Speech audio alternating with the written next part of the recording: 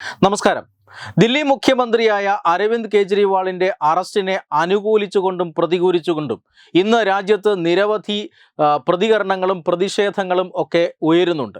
കേരളത്തിൽ തന്നെ നോക്കിക്കഴിഞ്ഞാൽ LDFും UDFും DYFIയും CPIMും SFIയും അതുപോലെ തന്നെ യൂത്ത് കോൺഗ്രസും മുസ്ലിം ലീഗും എല്ലാം ഇപ്പോൾ ഈ അരവിന്ദ് കെജ്രിവാളിൻ്റെ മോചനത്തിന് വേണ്ടി അല്ലെങ്കിൽ അരവിന്ദ് കെജ്രിവാളിൻ്റെ അറസ്റ്റിനെതിരെ പ്രതിഷേധിക്കുകയാണ്. ഇത് അരവിന്ദ് കെജ്രിവാളിനോടുള്ള സ്നേഹം കൊണ്ടൊന്നുമല്ല. തെരഞ്ഞെടുപ്പ് അടുത്തിരിക്കുന്ന സ്ഥിതിക്ക് ഈ ഒരു അറസ്റ്റിനെ രാഷ്ട്രീയ ആയുധമാക്കി മാറ്റുക, അരവിന്ദ് കെജ്രിവാളിനെ ഒരു രക്തസാക്ഷിയാക്കുക, അതിലൂടെ തെരഞ്ഞെടുപ്പ് നേട്ടമുണ്ടാക്കുക എന്നതാണ് ഈ പറഞ്ഞ രാഷ്ട്രീയ പാർട്ടികളുടെ എല്ലാം ലക്ഷ്യം. അരവിന്ദ് കെജ്രിവാളിൻ്റെ അറസ്റ്റിനെ ഒരു തെരഞ്ഞെടുപ്പ് ആയുധമാക്കി മാറ്റിക്കൊണ്ട് BJPക്കെതിരെ ആഞ്ഞടിക്കുക എന്നതാണ് ഇവരുടെയൊക്കെ ലക്ഷ്യം. അതായത് പ്രധാനമന്ത്രി നരേന്ദ്രമോദിയെ ഒരു ഏകാധിപതിയായി ചിത്രീകരിക്കുക. അത് ഇന്ത്യയിലെ ജനങ്ങളിൽ എന്തെങ്കിലും തരത്തിലുള്ള പ്രത്യാഘാതങ്ങൾ അല്ലെങ്കിൽ മാറ്റങ്ങൾ ഉണ്ടാക്കുമെങ്കിൽ ഉണ്ടാക്കിക്കോട്ടെ എന്നതാണ് ഈ രാഷ്ട്രീയ പാർട്ടികളുടെ എല്ലാം അജണ്ട. എന്നാൽ ഇതിനപ്പുറം ഇന്ത്യയിലെ തെരഞ്ഞെടുപ്പിനെ പുറത്തുനിന്ന് സ്വാധീനിക്കാൻ ശ്രമിക്കുന്ന ചില കക്ഷികളുണ്ട്. അവരും ഈ അരവിന്ദ് കെജ്രിവാളിൻ്റെ അറസ്റ്റിനെ, ചില മാധ്യമങ്ങളടക്കം ഈ അറസ്റ്റിനെ എതിർത്തുകൊണ്ട് രംഗത്ത് വന്നിട്ടുണ്ട്. അതിൽ ചില രാജ്യങ്ങളുമുണ്ട് എന്നുള്ളതാണ് ഏറ്റവും പ്രധാനപ്പെട്ട കാര്യം. അതിലൊന്നാണ് ജർമ്മനി. കഴിഞ്ഞ ദിവസം ജർമ്മനിയുടെ ഒരു വക്താവ് പറഞ്ഞത് അരവിന്ദ് കെജ്രിവാളിന് സ്വാഭാവികമായ നീതി ഉറപ്പാക്കണം എന്നാണ്. അദ്ദേഹത്തിൻ്റെ കുറ്റമറ്റ വിചാരണ ഉറപ്പാക്കണം.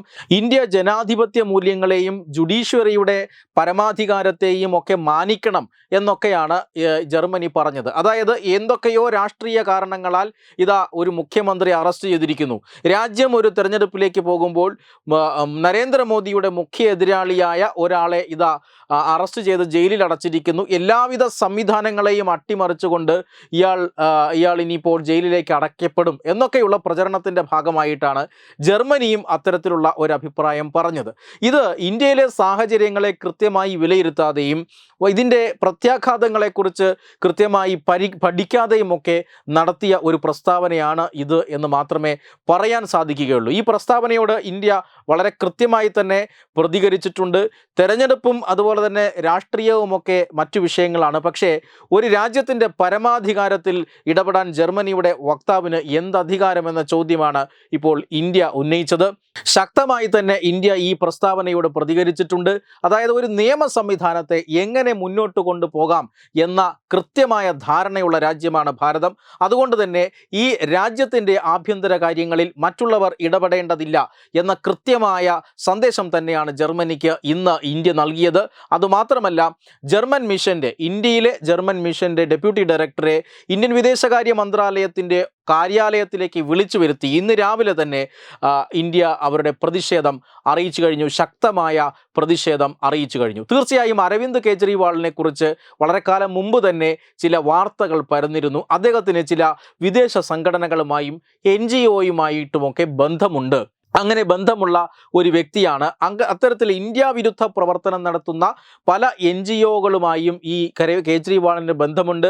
ഇദ്ദേഹം അവരുടെ പണം പറ്റുന്നയാളാണ് എന്നൊക്കെയുള്ള വാർത്താ റിപ്പോർട്ടുകൾ നമ്മൾ നേരത്തെ തന്നെ കണ്ടിട്ടുള്ളതാണ്. പക്ഷേ എന്തായാലും ഏറെ നാളായി രാജ്യം അത്തരം റിപ്പോർട്ടുകളൊന്നും ചർച്ച ചെയ്യാറില്ല. പക്ഷേ അരവിന്ദ് കെജ്രിവാളിന് ചില വിദേശ സംഘടനകളുമായി ബന്ധമുണ്ട് എന്ന കാര്യത്തിൽ തർക്കമൊന്നുമില്ല. അരവിന്ദ് കെജ്രിവാളിന് വേണ്ടി പണിയെടുക്കുന്നവർ ഇന്ത്യക്ക് പുറത്തുമുണ്ട് എന്നും ഇപ്പോൾ സംശയാതീതമായി തെളിഞ്ഞിരിക്കുകയാണ്. അതായത് നരേന്ദ്രമോദി എന്ന വ്യക്തിയെ തെരഞ്ഞെടുപ്പിൽ ഇകഴ്ത്തി കാണിക്കാനായി അരവിന്ദ് കെജ്രിവാൾ എന്തോ നരേന്ദ്രമോദിയെ എതിർക്കുന്ന ശക്തിശാലിയായ ഒരു ഇന്ത്യൻ പ്രതിപക്ഷ നേതാവാണ് എന്ന് വരുത്തി തീർക്കുകയും, സത്യത്തിൽ അങ്ങനെയല്ല എന്ന് നമുക്കറിയാം.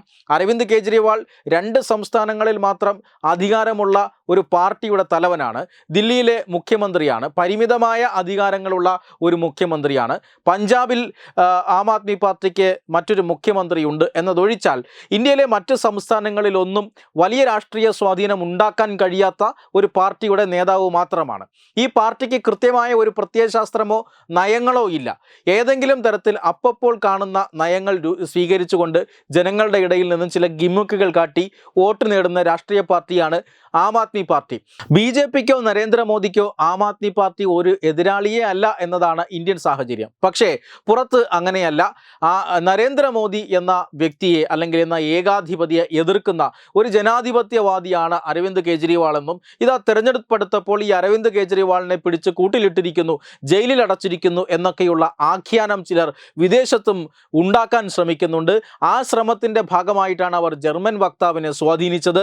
ആ സ്വാധീനത്തിൻ്റെ ഫലമായിട്ടാണ് ജർമ്മനിയുടെ വക്താവ് ഇന്ത്യക്കെതിരെ തീർത്തും അപലപനീയമായ ഒരു പ്രസ്താവന ഇറക്കിയത് എന്ന് വ്യക്തമാണ്. എന്തായാലും ആ പ്രസ്താവനയ്ക്കെതിരെ ഇന്ത്യ ശക്തമായി തന്നെ പ്രതികരിച്ചിരുന്നു.